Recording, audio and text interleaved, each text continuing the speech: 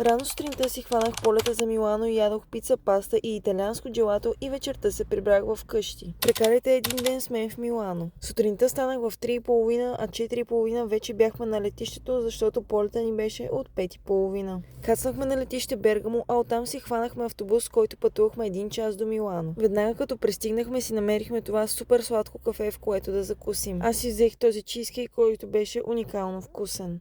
След това се отправихме към центъра, а по-точно към галерията и катедралата.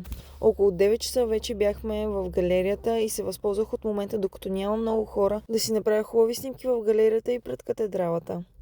След 200-300 снимки най-накрая успях да се избера и се запътихме към магазините. Първата спирка беше Victoria's Secret, но за съжаление нямаха моя размер от това, което исках. След това директно отидохме в Кико Милано, защото нямаше как да пропусна възможността да си взема гланц, който да гравирам с името си. Ако все още не знаете, в магазина им зад катедралата може да си гравирате гланц или червил по избор само срещу 1 евро. Стана време за обяд и се запътихме към най-добрия ресторант за паста в града. Тук даже може да видите как правят пастата на момента. Аз си взех карбонара и мога да кажа, че не харесвам паста, но тази беше уникално вкусна. След като хапнахме, отидохме да разгледаме двореца с Форцеско.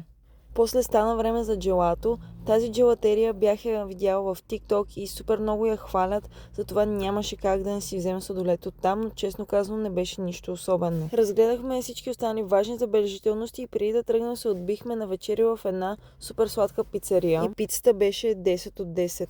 Отново като сутринта си хванахме шатъл автобус до летището, с който пътувахме почти 1 час и към 8:30 вече бяхме на летището, 10:30 ни беше полета и 1:30 кацахме в България и 2 часа вече си бях в къщи. И това беше всичко от съботния ми ден в Милано.